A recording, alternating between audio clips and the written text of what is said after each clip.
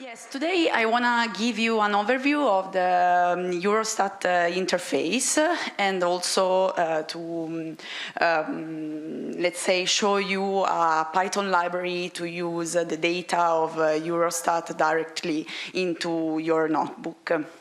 But first of all, I'm Simona Mazzarino. I'm a data scientist at Clearbox AI. Clearbox AI is a startup based in Turin, and we do synthetic data.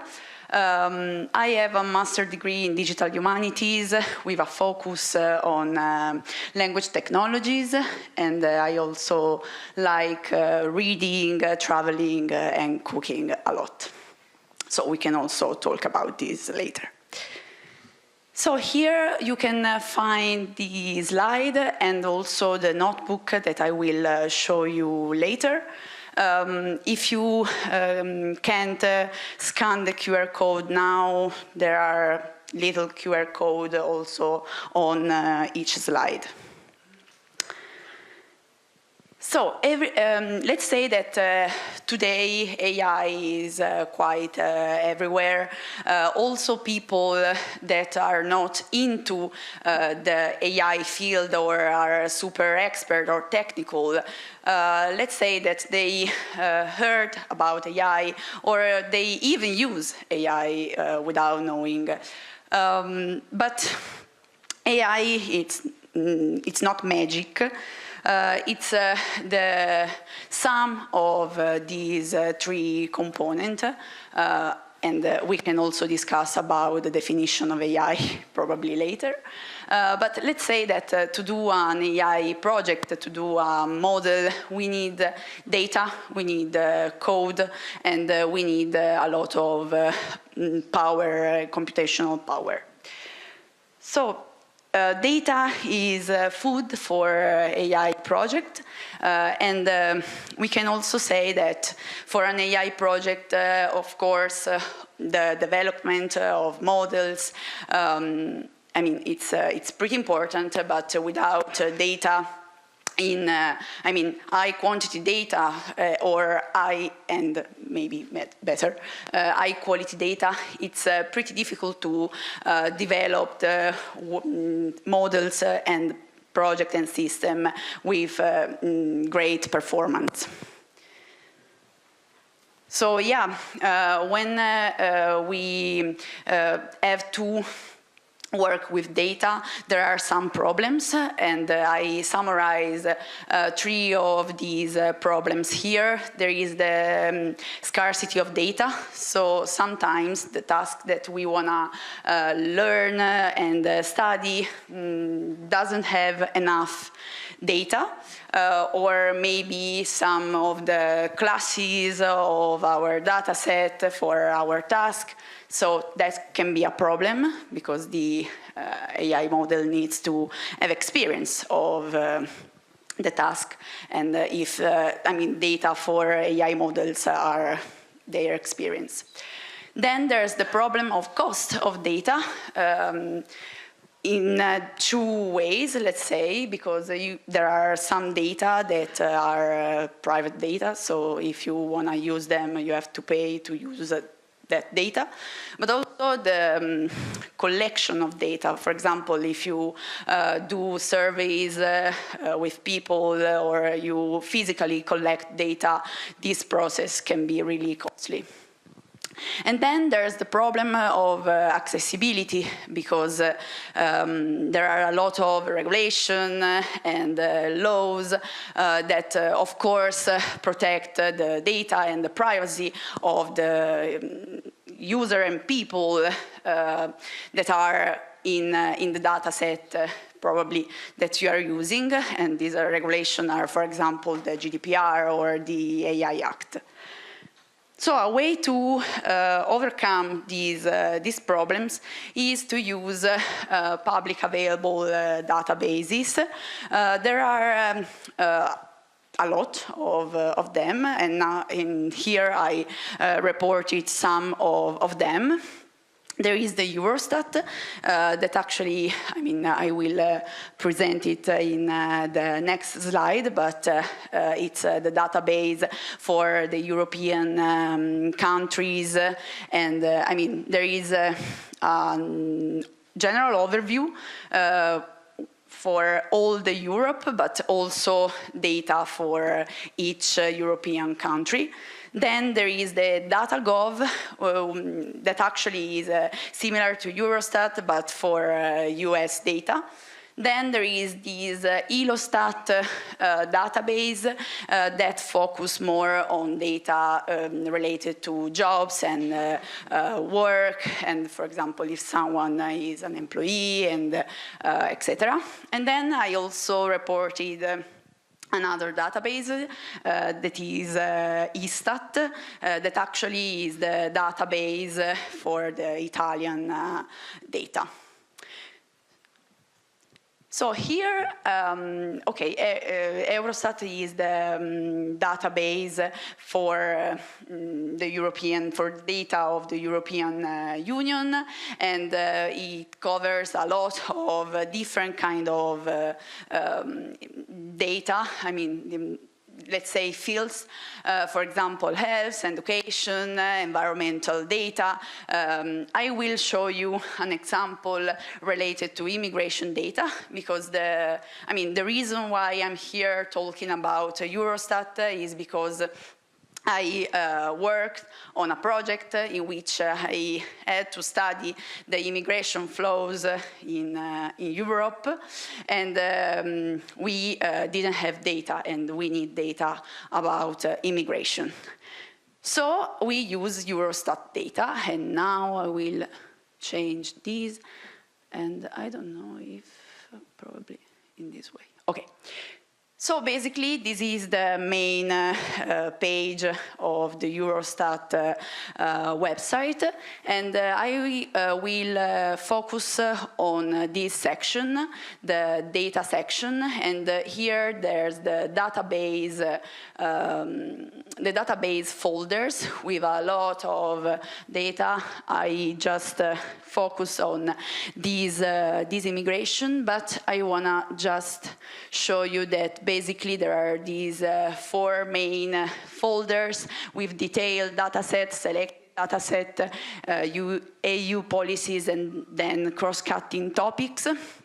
Let's say that, in my opinion, the most important, but also the most interesting one is the detailed dataset folder, because in here there are a lot of dataset for several different topics, and in this case I will show you, for example, this table. Okay, so basically if you search for a dataset in Eurostat, you go to data, database, and then there are these folders, and then you can select your dataset of interest.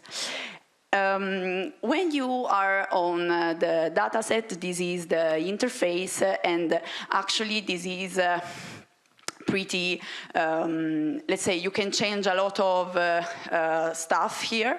For example, here we are seeing people entering European Union and also European states by here.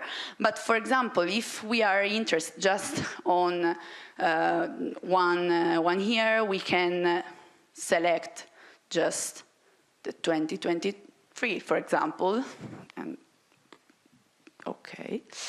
But let's say that we are interested in also the sex attribute, so you can select here and select the gender that you want to consider and save, and then the interface will show you, in this case is showing just the males, because if you see here in the dimension section, there is just, male selected. But if we want to, for example, see male and female for 2023, we can go here and then move these to the breakdown column. And here we are seeing males and females for the same here. It could be that you are interested not just in seeing data and analyzing data here, but you can you also want to download it. So here there's this button in which you can decide also the file format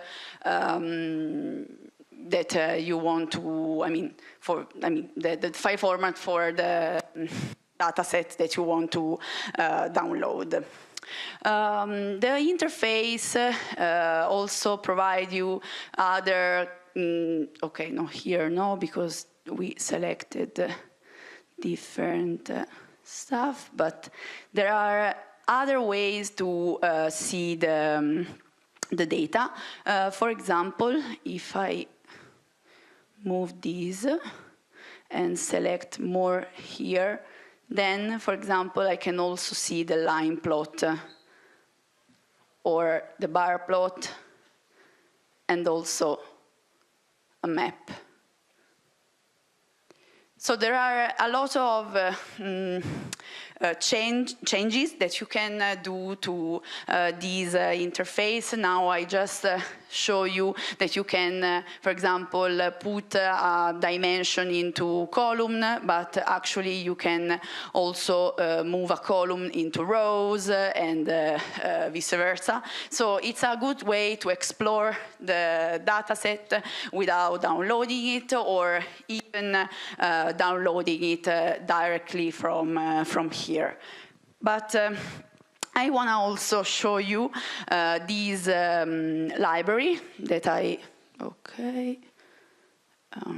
in this way. Okay. Okay.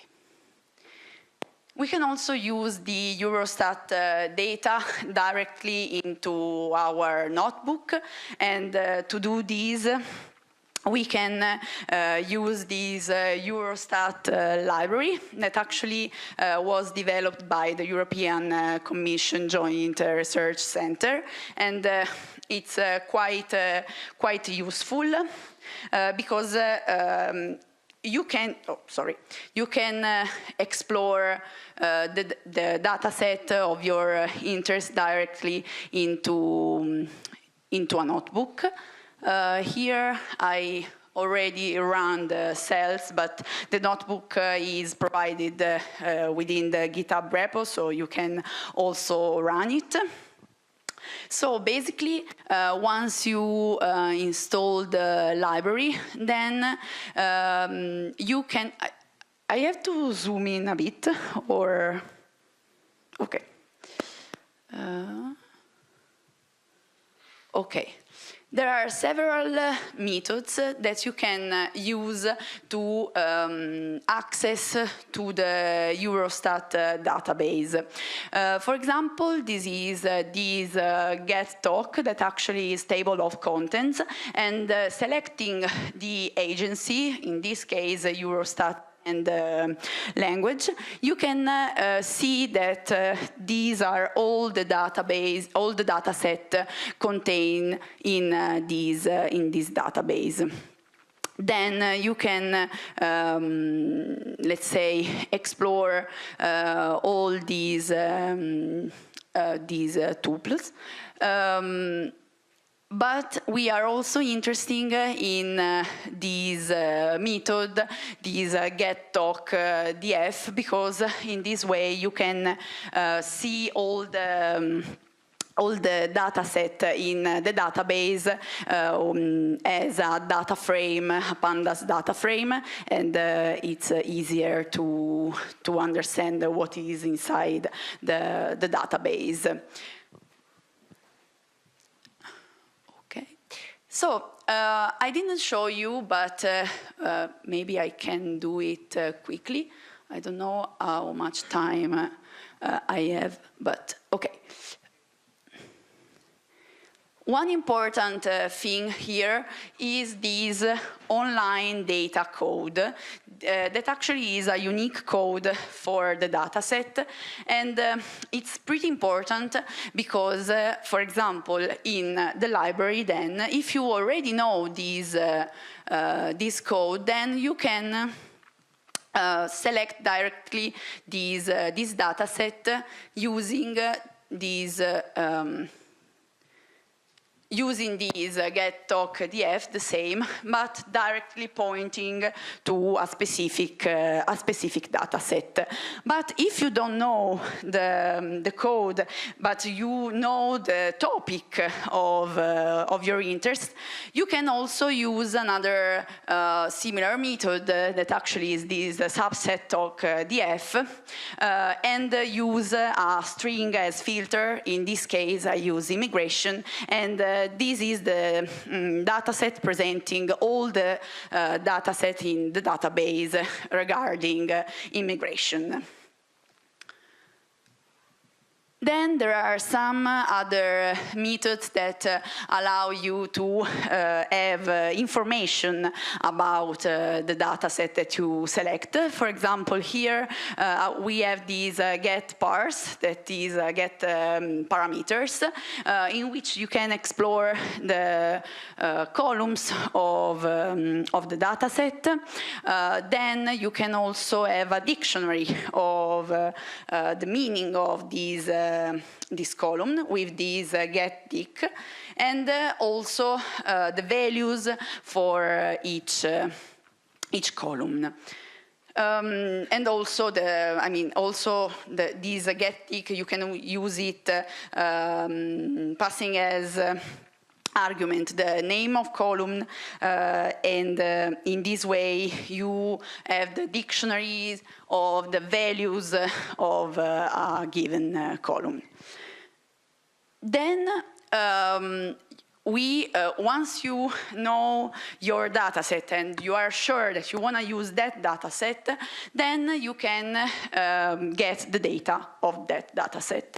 And to do this, there is this get data df that allows you to see the dataset as and use the dataset as pandas data frame. There is this parameter flags true. So basically, if it's true, we have not just the value for a given here, for example here, but also this column with flag.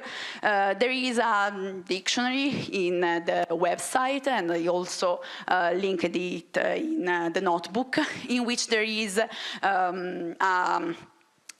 description of each symbols that are in this flag. But for example, the two dots means that they don't have data for that particular country and observation.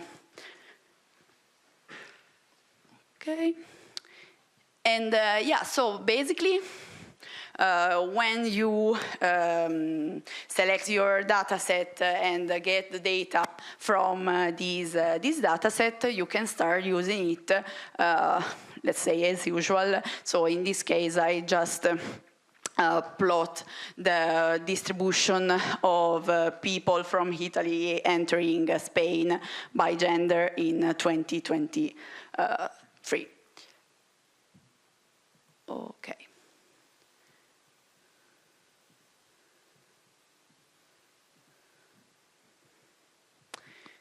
So to conclude, we can say that, data, it's pretty important now to develop system and AI models, and public available data set, it's are a way to start doing it, also in a transparent and reliable way, and reproducible, because actually the data are there, so you can use them and try different models, and of course, if the model is the same and we are the same data, also the results will be the same. And then we can say that also using a public available dataset is a way to start projects and contribute to the responsible and inclusive AI development. Thank you.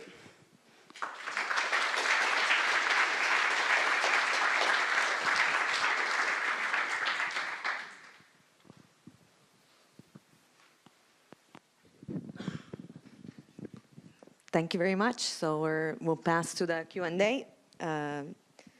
So whoever wants to, we have a question already on Slido. If you want to ask more questions, please write them down. So what is the highest geographical granularity aggregation level you can find in a Eurostat database? Zip code, province, H3, and so on. So in Eurostat, it's a state, so there's no any more granular data, but it depends on the data set, the database, because for example, in Istat, which actually is this for, the database for the Italian population and data, you can also find for specific information also province, city, comune, so municipality, and also in some cases also zip code. But in Eurostat is more about state. Okay, thank you. So another question would be, what licenses are these data covered by? Yes, all the data are under a Creative Commons license, so you can use it, and are public and there. And I also want to add that I didn't mention all the validation process and test because actually, I didn't have time also to do this, but I can show you the section on the website in which there are other information on, if I found it quickly.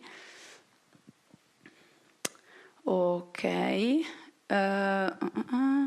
Here, under the quality and the European statistics, you can find more information about the quality of data, the validation steps, and also the tests that they did when they aggregate data and when they analyze and collect this data. Okay. Thank you.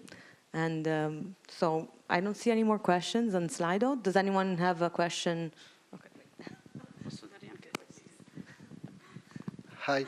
I see that you use the native library, but Eurostat is pushing a lot for the adoption of SDMX.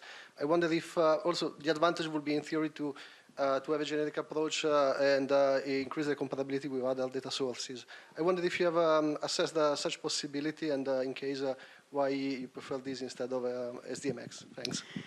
Actually, I didn't try other options because it was easier for me to use the library and also or to download the dataset directly by the interface.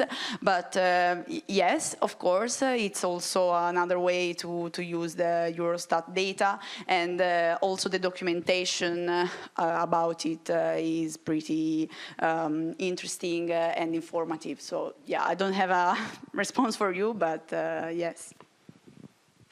So we have another question on Slido. Does Eurostat offer geospatial data? Yes, but I'm not sure.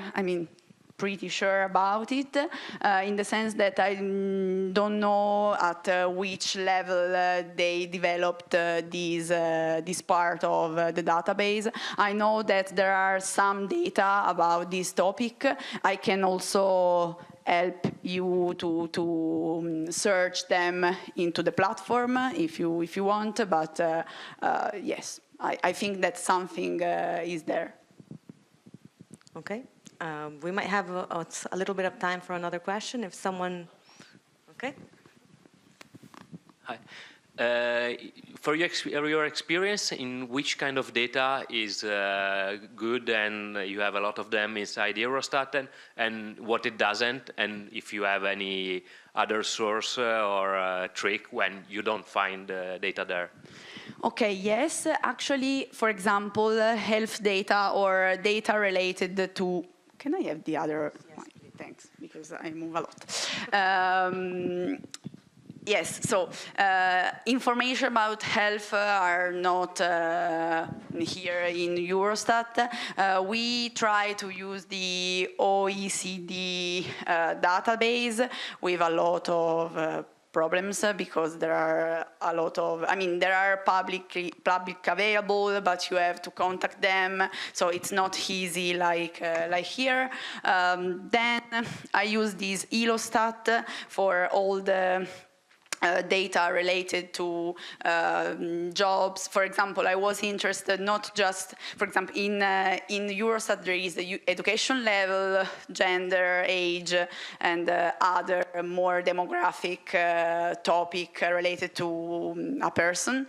But for example, we are also interested in the job, and for this reason, for this for this data, I use the Eurostat, and actually is pretty good, and now I don't remind other dataset, but I will think about it and reach you.